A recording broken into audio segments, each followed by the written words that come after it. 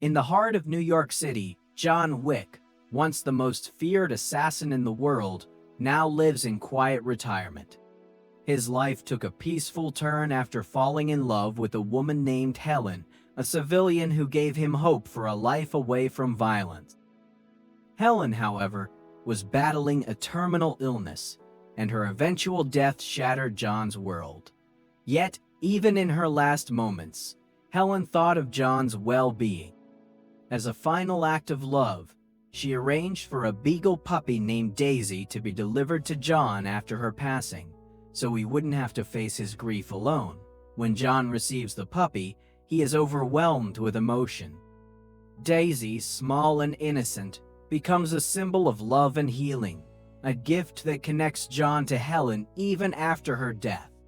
Though grief-stricken, John begins to find comfort in the companionship of the puppy, and his days become structured around Daisy's care.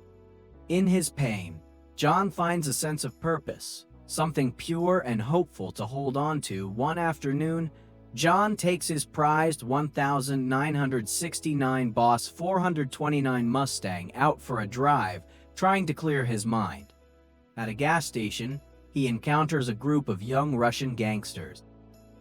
Among them is Iosef Tarasov, the brash and entitled son of Viggo Tarasov, the most powerful crime lord in New York City and the head of the Russian mafia. Iosef admires John's Mustang and demands to buy it. When John politely refuses, Iosef attempts to assert dominance, trying to intimidate John. Unfazed by the young gangster's arrogance, John simply drives away, leaving Iosef humiliated in front of his friends. Unwilling to let the slight go, Iosef decides to take what he wants by force.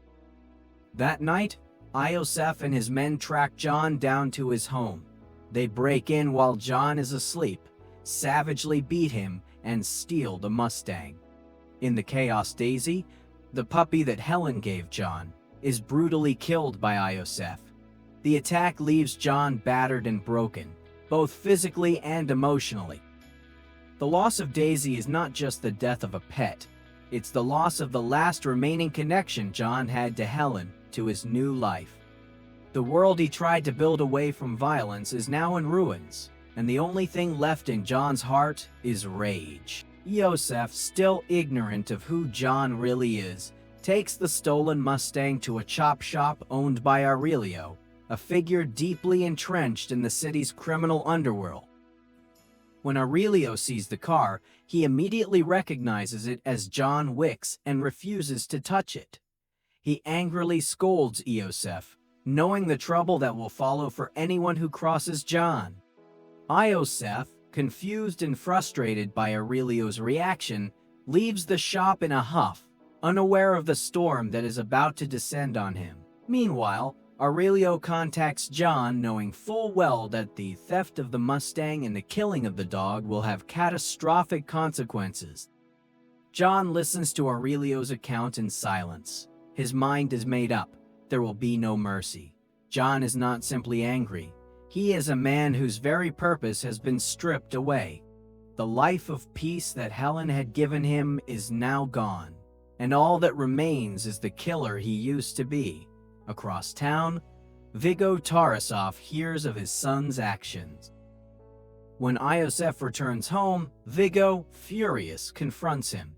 Viggo knows who John Wick is, not just a former hitman, but the stuff of legend.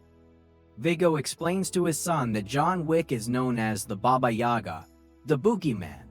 But Viggo corrects himself, stating that John is not the boogeyman, he is the man you send to kill the boogeyman.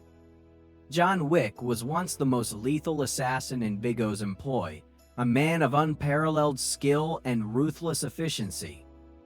He earned his reputation by completing the impossible, a task that Viggo assigned him to secure his freedom. John wiped out all of Viggo's enemies in one night, a feat that seemed insurmountable. But John did it, and he walked away from that world to be with Helen. Now Iosef has pulled John back into the life he left behind, and Viggo knows that no one, not even his own son, is safe from the fury that John will unleash. Despite his fear, Viggo tries to reason with John. He calls him, attempting to make amends, but John's response is cold and resolute. There will be no negotiation, no deal to be made. John Wick is back, and he is coming for Iosef. Realizing there is no way to calm John's wrath, Viggo sends a team of elite hitmen to John's house to kill him before he can reach Iosef. But John, fully embracing his former self, dispatches the assassins with brutal precision. Viggo, understanding that John is unstoppable, places a $2 million bounty on his head, opening the floodgates for every assassin in the city. Viggo also reaches out to Marcus, John's old mentor and friend, offering him the bounty to kill John. Marcus, a professional killer with a complex relationship with John, accepts the contract, but his true intentions remain unclear. John, meanwhile, retrieves his old stash of weapons and gold coins hidden beneath the concrete floor of his basement. The sight of the weapon signals John's full transformation back into the man he used to be, a lethal force of nature. Armed and determined, John checks into the Continental, an exclusive hotel that caters to the criminal underworld. The Continental operates under strict rules. No business, meaning no killing, is allowed on hotel grounds. It is a sanctuary for those who live on the edge of society, and any violation of its rules is met with severe consequences.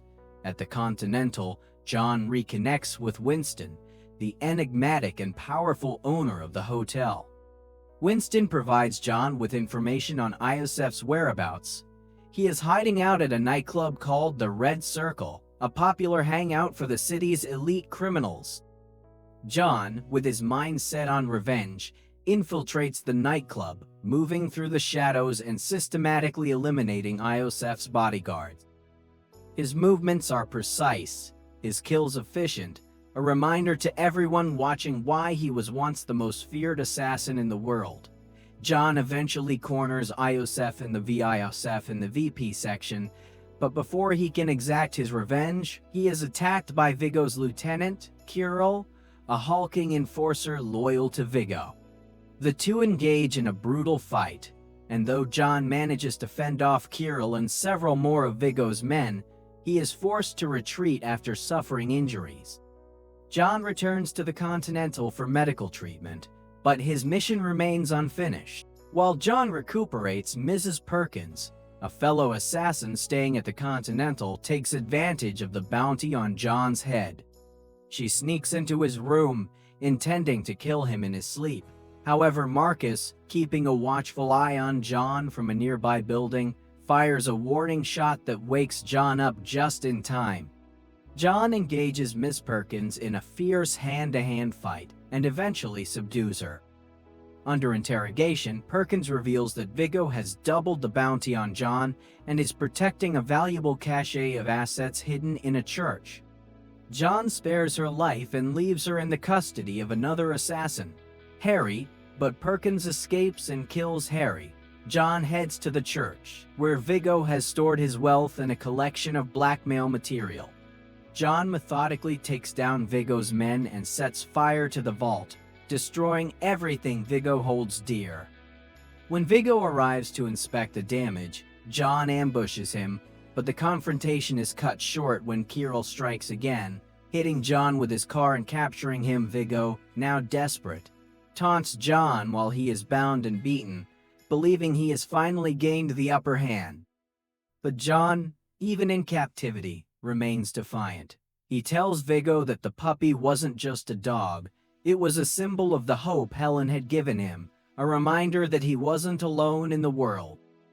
Iosef's actions have taken everything from him, and John will not stop until Iosef is dead. Before Viggo can execute John, Marcus intervenes once again, killing Viggo's men and allowing John to escape. John, now free, goes after Viggo with renewed determination. He tracks down Iosef's location, a heavily guarded safe house, and storms the building with ruthless efficiency. After a brutal firefight, John confronts Iosef face to face and kills him without hesitation, finally avenging Daisy's death. His mission complete, John is ready to return to a quiet life. But Viggo is not done with him yet. Perkins, having witnessed Marcus's betrayal, informs Viggo. In retaliation, Viggo captures Marcus and tortures him, eventually killing him. To draw John back into the fight, Viggo calls and cruelly details Marcus's death, knowing it will provoke John into one final confrontation. John, heartbroken by the loss of his friend, prepares for the final battle.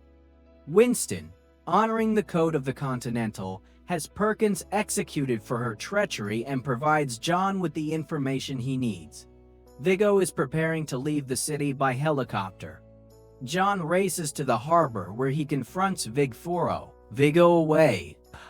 John races to the harbor and executes Viggo's remaining henchmen before getting into a fist fight with Viggo on the dock. Viggo pulls out a knife on John, and as they fight, John forces it into his already wounded abdomen. Startled by this, Viggo gives John the opportunity to break his arm and gain the upper hand. John then takes Viggo's knife and stabs him on the side of the neck. John leaves Viggo to die. John, wounded but still able-bodied, stops at a waterfront warehouse used as an animal shelter clinic where he attempts to treat his wound. He then rescues a pit bull puppy from one of the cages and is last seen walking away on the boardwalk where he had his last date with Helen.